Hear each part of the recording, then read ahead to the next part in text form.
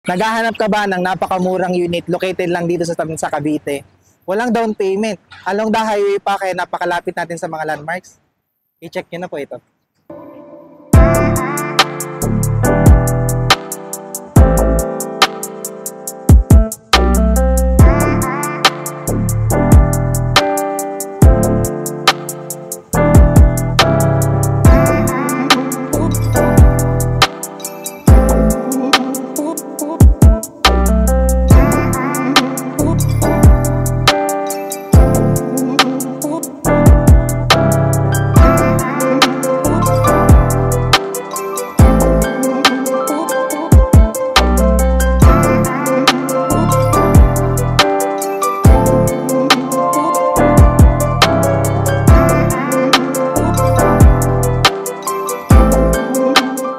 Good day mga kayo homes, nandito po tayo ngayon sa Barangay Punta Dos, Tanza, Cavite, and for today's house tour po, i-feature po natin ang isa po pong project ni Peakland Property Inc. si Westdale Villas. And bago po natin ito tignan, first, please make sure to subscribe sa aming YouTube channel and i-click nyo na rin po yung notification bell para whenever na mag-upload po kami ng panibagong mga YouTube house tours, mag-i-updated po kayo dito at kayo po yung mga unang makakita. Kami rin po ay nasa Facebook, so please click like and follow para maging updated po kayo sa aming mga postings. Again, ako po si Carlo Pilices together with my team sa likod po ng camera, and welcome po kayo to another Your Homes house tour.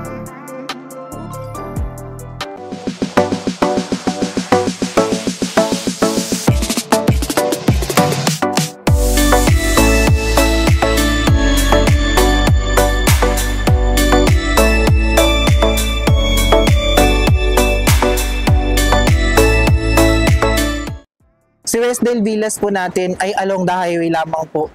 Kaya sobrang accessible ng lugar at marami pong sakayan kung saan po kayo pupunta ng mga landmarks natin dito banda sa Tanza. Pagpapunta po natin ng kaliwa galing po dito sa loob po ng subdivision, papunta na po yan ng SM Tanza. And at the same time po, accessible po ang project po nito via po Cavitex. Malapit na lang po yan pag binahin nyo po. So sasakay na lang po kayo ng bus na PITX galing from Manila and sasakay na lang po kayo ng isa pang jeep, nandito na po kayo sa project. So ngayon, i-feature po natin ang kanilang mga townhouses na meron pong lot area na 36 square meter at floor area na 45 square meter. Tama naman po yung pagkakarinig nyo kanina na tayo po dito ay no down payment and naubos na po yung ating project po dito sa una nating Westdale.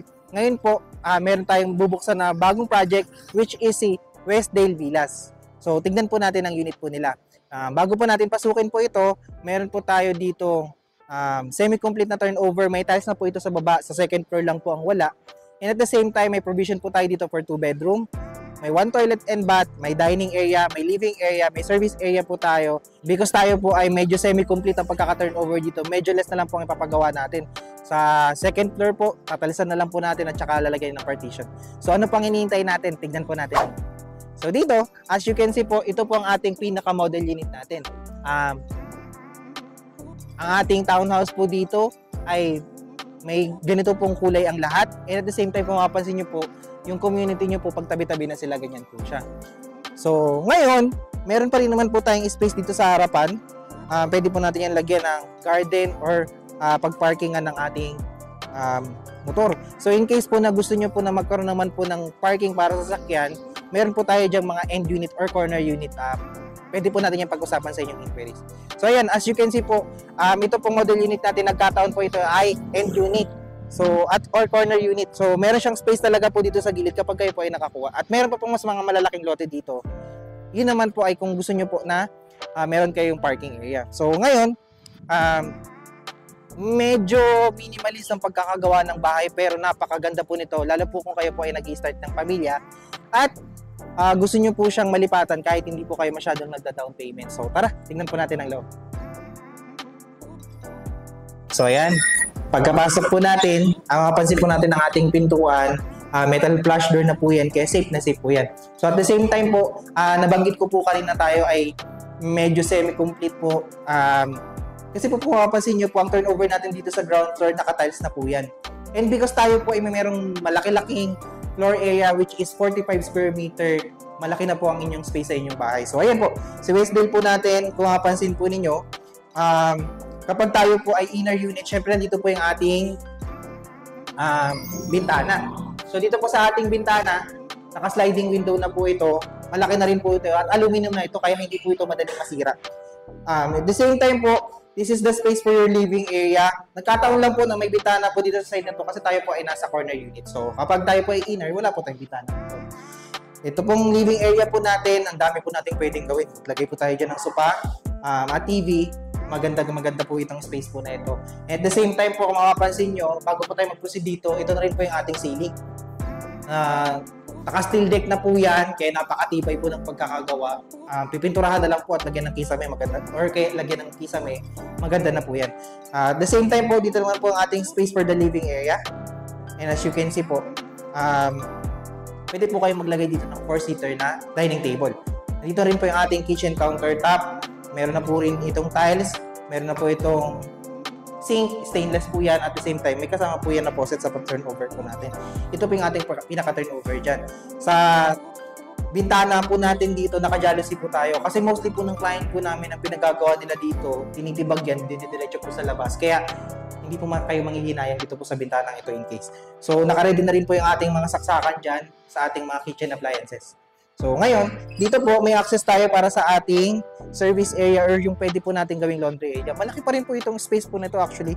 As you can see po, pwede po kayo maglagay dito ng laundry area. Pwede nyo rin po extend yung inyong bubong dito para in case na gusto nyo pong maglagay po ng or extend po ang inyong kusina, pwede po itong space po na to. May naka-ready na rin po tayong saksakan dito para sa ating washing machine. So, ayan, naka-ready na po yan. So, this is the space for the service area. Ang pintuan po natin dito sa likod naman po, kung makapansin nyo, tayo po ay naka-PVC plastic door. So, dito po, tabi po nung pintuan natin papunta sa ating service area is yung ating toilet and bath. Ganito na po ang pagkaka-turnover niya. Ito po yung advantage natin kay Westdale Villas. So, almost complete na pagdating sa first floor.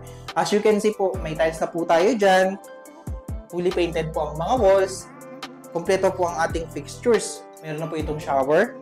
Meron na po tayong toilet. Meron po tayong lavatory. At meron po tayong ventilation dito po sa side po na to. So, naka-PVC plastic door na rin po tayo dyan. Kaya matibay na matibay po yan. So, lalagyan nyo na lang po yan ng kisame in case na gusto nyo siyang palagyan. Pero as is, pwede na rin po. So, ito po yung ating space para sa ating ground floor. As you can see po, maximize po yung ating space at kasyang-kasya po tayo dito at marami po tayong pwedeng gawin. Ngayon, nakita po natin yung kanilang ground floor. Tignan po natin yung second floor. Pero bago po natin ito akyatin, meron po tayong isang concrete po dito na isang step para sa pag-akit po natin ng hagdan. At the same time, naka-tubular na po at nakabakal po ito.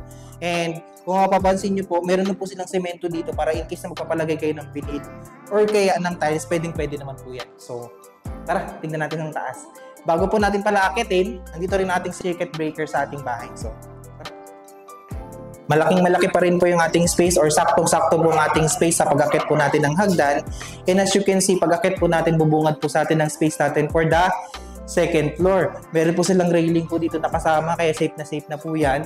At the same time po, kung makapansin nyo po, yun lang po yung binanggit ko kanina. Sa second floor po natin, wala lang pong tiles, pero fully painted na rin po ang ating second floor. And as you can see po, ang ating ceiling po yan, palalagyan na lang po natin yan ng kisame.